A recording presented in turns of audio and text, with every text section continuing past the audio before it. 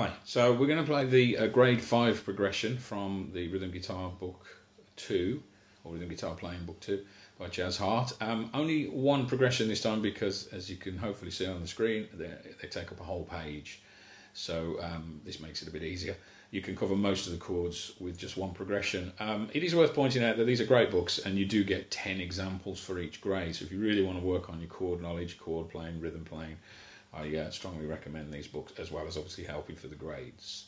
So new chords for grade 5, sixth chords. These are just major chords with a sixth of the scale added. So the sixth chord for the sixth string root, if that makes sense.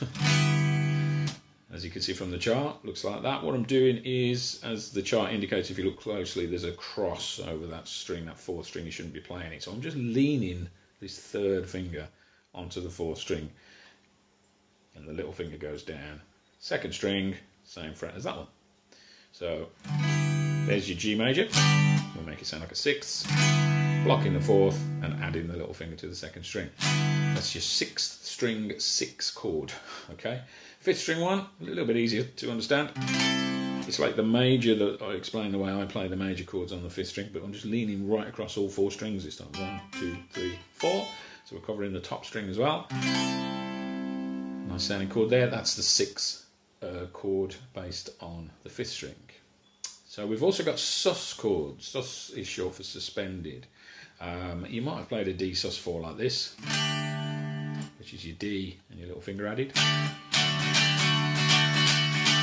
kind of thing. So if we turn that into a bar chord, first of all the D will be like that, and then to add the 4, I'm just going to use my little finger, as you can see from the chart. Some people like to play it like that. You can get the top note in as well. But that's good enough and sounds fine anyway when you're doing it. So that's the sus4. That's based on the 5th string. The 6th string one, it looks fully like that, which is kind of like taking that shape, you know, the A-shaped chord across. So your E sus4, if you remember, looks like that. Move that up. We've got a bar chord again, working exactly the same way as all E-shaped bar chords. Some people shorten it to that, which is, again, we're covering the 3rd and 5th strings, but blocking the 4th. Particularly useful if it's a quick change, but it should be that really. Okay, so it's 6th chords and sus4 chords and minor 6 chords. Again, if we look at the, I probably should have done this after the majors. There's a 6th chord, A6. If we do it as a minor, what we do is we release that second finger, because if you think of your minor chord, just looks like that without the second finger. Well, it's the same for a minor 6. Keep that little finger there on the 2nd string, block the 4th, and we've got a minor 6. So there's your major 6, if you like, and there's your minor 6.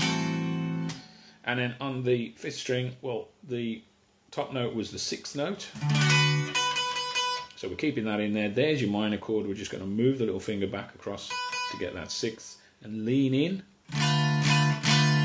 on your 3rd string. And you've got a minor 6 on the 5th string. Anyway, this is progression 1, starting on G. Here we go.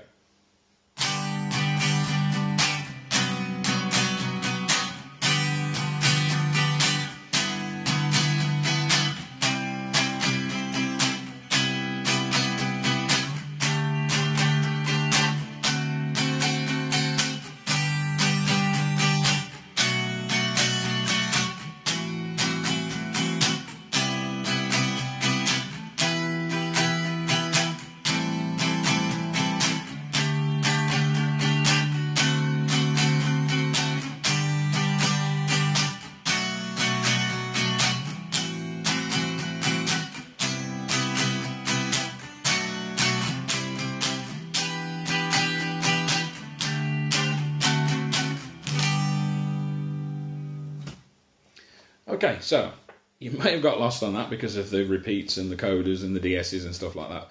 All we do, if you follow it again, play it back, follow the chart, you'll pick it up. But what happens is we play through to the last but one line, And you see a direction there, DSL coder, which stands for Del Segno El Coda. All it means is you go back to, Segno means sign, you go back to a sign, which is on the beginning of the third line. It's supposed to be a fancy S.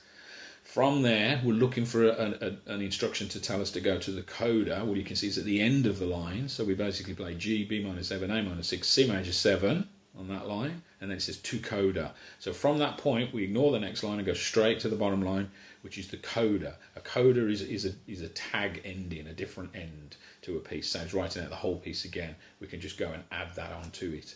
And obviously the coda there is the last line. A coda could be 1 bar, 1,000 bars. You know, it's just a piece, a bit that's added on the end. So again, just listen to it, follow it through, and then practice it.